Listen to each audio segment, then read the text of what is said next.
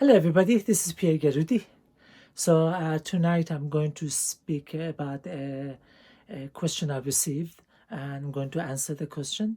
And she also wrote that she likes my design, and her conclusion was that why shouldn't I design for Givenchy, since Givenchy is looking for a new designer.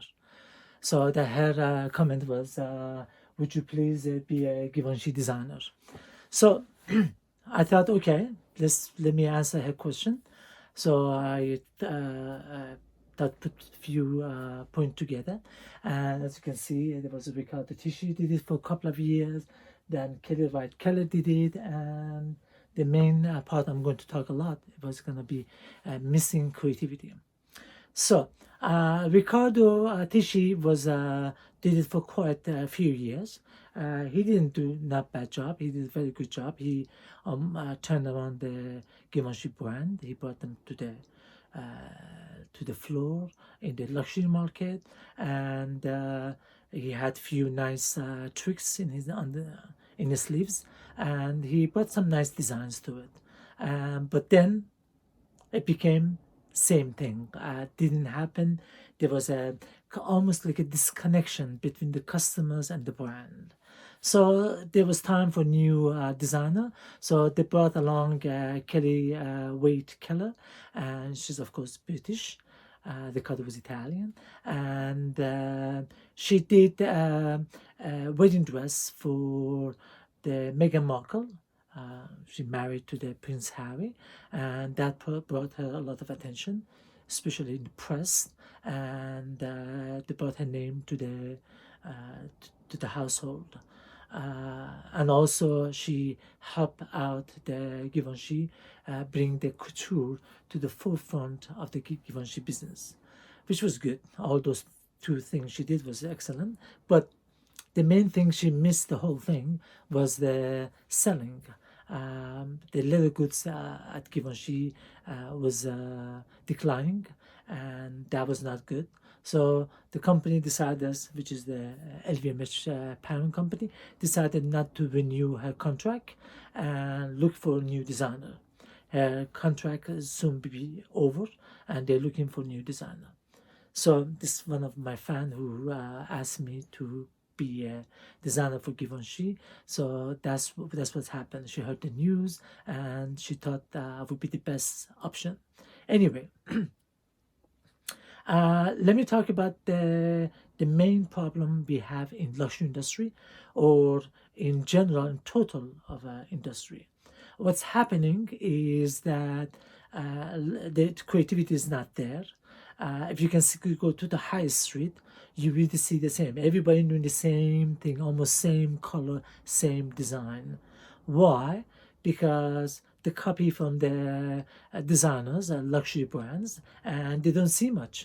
Luxury brands, they're all trying to become like a next Hermes, but Hermes is not. You can't do everybody like Hermes. It's not going to work. So you have to do something different than Hermes. Hermes already established, so they're pushing the same thing, and so they're doing good business. But not everybody, because there are too many brands. So better to have too many different ideas, and the customer have more choices that way. Anyway, if you do the same thing like everybody else, then sales will suffer. As Einstein once said, insanity is doing the same thing over and over again and expecting different results. So you cannot do the same thing by tweaking here and tweaking there. I remember in the 90s when I had shops in Manhattan, there was a comment about the fashion buyer of department store. They would call them bean counter or accountant. Why? Because they go look at the numbers of the sales of last season, and based on the last season, they will go to the manufacturer or showroom or fashion houses and ask them do something similar, maybe a bit different color, but keep the same design. Maybe tweak it a little here, tweak it a little there, change the bottom, and things like that. and that's why it was not working. That's why New York is never a capital of fashion. Maybe in terms of business, yes, because it's a huge market. You can say Paris is not comparable in terms of size to the US. So, but in terms of creativity, no. Creativity should be in Paris. Actually, London has offered more than Paris, but because there's a couture houses there, and that's the main part of the creativity, you have to bring creativity to the market. So I think the creativity is the essence of the fashion industry. Without the creativity, nothing will work, especially for the couture houses. So I would think that would be nice to bring out a good designer, very creative designer. Just look at the time of Galliano, McQueen. They were amazing. They were both bringing amazing creativity to the houses of Dior and Givenchy. And so if I would go do the design for Givenchy, I would do the similar thing. I would bring something never done before, completely different, and bring excitement, energy, and to the enthusiasm to the market. And the customers will feel that, and the customers start buying it. Of course, if I wanna do that, I will definitely tie up my contract to main part of it to the commission. So if sales go down, so is my salary.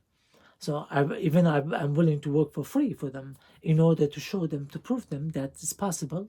I can easily double the sales at Givenchy within 2 years, not much longer than that. And if you give another 2 years, I can double that again and again and again. It's possible. You just have to bring the creativity there. You have to work tightly with the house, especially the sales team. You have to have a hand almost in every part of the company. So in order to see what's happening, you have to look at the natural numbers, what's happening, what's the response to their designs.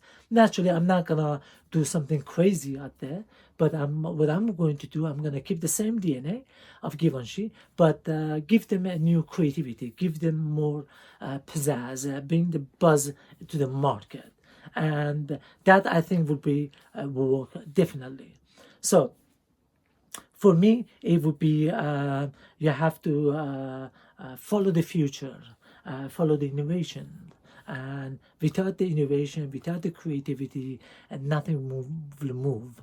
Don't expect that like Nokia doing the same thing and expecting something happen. So if you do not disrupt, you will get disrupted. So if you don't do it yourself, you will lose it.